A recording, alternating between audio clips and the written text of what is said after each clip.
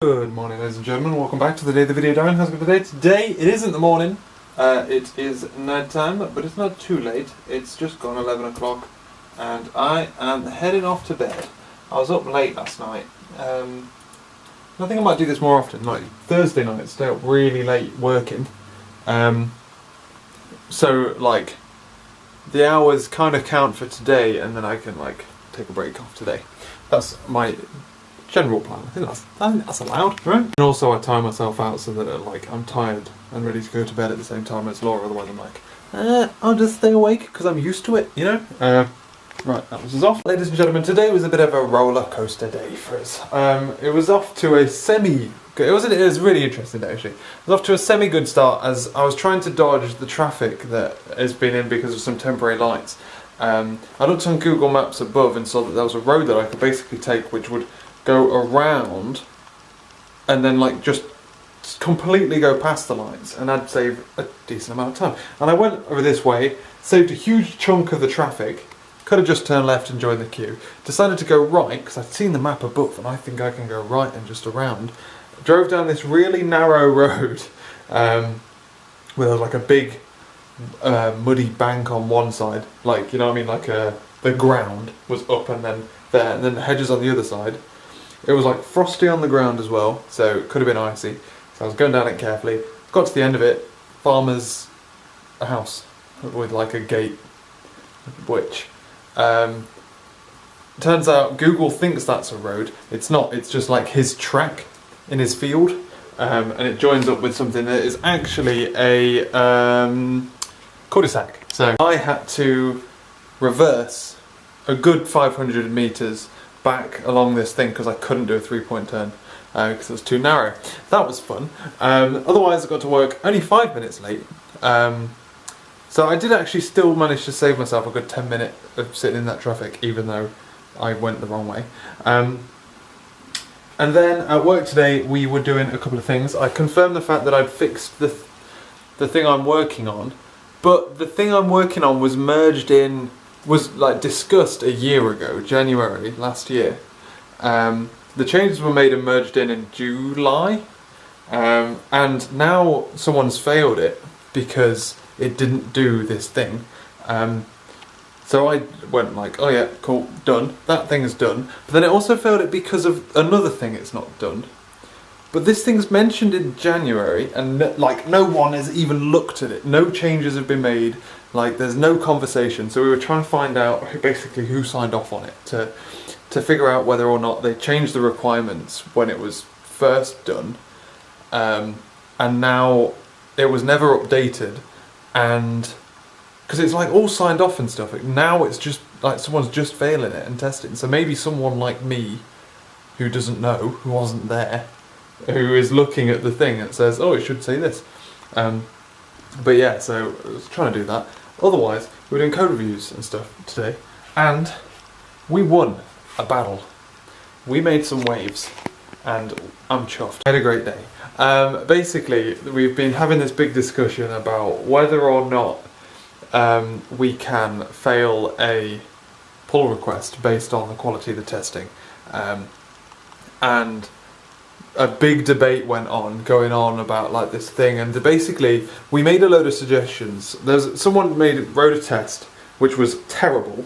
Yes, it tested the fact that this line was there. If you took the line out, the test would fail with a hideous message that told you nothing. The test didn't even call the method that it's supposed to be doing it, and it's technically testing another method.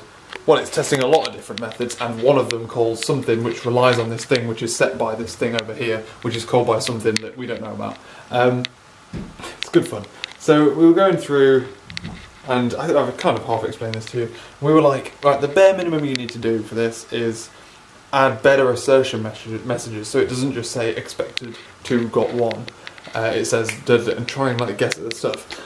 Chances are you're not going to be able to do that because 1,000,001 things could have happened, which means that you don't have two of these things at this point. So you're probably best off moving this integration test somewhere closer. So because like you could literally just call that, then call that, job done. Done. There you go, there's your integration test.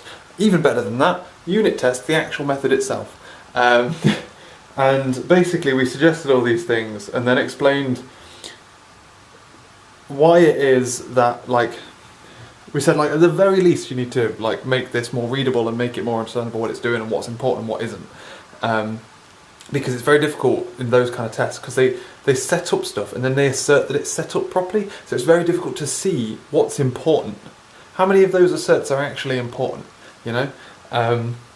But there was like a big rabbit hole about, he kind of said, like, we should do, code reviews should be about important changes, not aesthetic things. But this isn't an aesthetic thing, we're failing it because the tests aren't very good. And like there's like misunderstanding there, and basically this person like went off to senior developers and stuff, or his friends, because he's a senior developer, and then got the person who oversees code reviews to look at it and go, oh no, this thing here isn't in the official guidelines. What you're saying about the assertion error messages isn't in the official guidelines, so you can't fail the merge for that. And like, this isn't officially my code review, I'm like a secondary code reviewer on it. And I'm like, no, that's not what we're doing. Like, that's a scarecrow. We said that's the bare minimum you need to do to solve the problem. The problem isn't, we're not failing it because it doesn't have that. We're saying we would allow it if it had that, which is completely different. But yeah, so he wrote those messages, and I'm like, no, that's not the point. And I went through and I was like explaining the stuff. The other code reviewer was, I think he said to the main code reviewer, like, you can't really fail it for that unless you're really not happy. And he's like, yeah, I'm not happy. This needs to change. And we've like run it through like the boss of the entire department. We've said that, like, essentially this is a reoccurring problem and we need to have some kind of session or some kind of document set up so people know what they're doing. And people have mentioned potentially having 2 people that are good at tests to do some kind of presentation where you rip apart something that's like a bastard to test and test it and show how easy it can be. Well, I don't know who one of those 2 people would be. And yeah, so I wrote this thing about like, I was replying to this like kind of comment, and essentially said, like, he was saying that we could add this to the thingies in the next meeting about code review, so we can add it to the guidelines in the next code review meeting. And I said, firstly, when is this meeting and can I join it? Secondly, why should we allow something through that literally all of us here are in agreement that it should be a thing, but we'll let it through this time because next week you won't be able to let it through? No, that's not how it works. God damn it, this isn't like the legal system. We don't have to get it through court. Like, we all agree that it's bad, let's not let it through. We'll add it to the guidelines so that there's official documentation of it in a minute. And also I explained that, like, look, it's never going to get done. You either do it now or you don't do it. And he's like, I explained the difficulty that you'd have to go through in order to fix, like, if there was a problem, to find the problem based on the current test, like, showed what error message was coming out, showed the amount of steps you'd need to do if you didn't know the code and all this kind of stuff. And he's like, yeah, I agree that this, I agree with this. And I'm like, yes. So I then go, and do you agree that if you don't do it now, it's never going to get done? Yep. I want the test doing now. Boom! Yes! And this was all basically because all of the, like, comments we said, the guy was like, I've decided I'm not going to do any of your things, can you just merge it, please? We were like, no, that's not how this system works. Oh god. So it was a good fun. It was a good fun code reviewing experience. But it should mean that we are able to, like, it's been a good, like, thing that we can put forward and be like, look, this is why we need to address this on like a more global scale.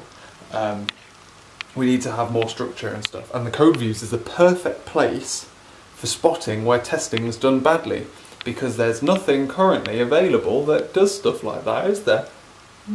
Currently available anyway. So that was that. It was really good. It was quite the success. But anyway, that's by the by. I'm rambling. We played ping pong at lunch. That was good fun. And then otherwise I was just doing code reviews for other stuff as well. But yeah, so it's really good because essentially, like, the new people one to say like what is currently going on is bad and it needs to change, and we can explain why this is bad, but the people that are in charge, like the senior developers, are saying that it isn't bad, and you need to listen to us in this scenario, and we won that. I mean, the amount of explanation I had to do was probably much more than that guy had to do for him to initially pick the other guy's side and then side with me, but we got there in the end.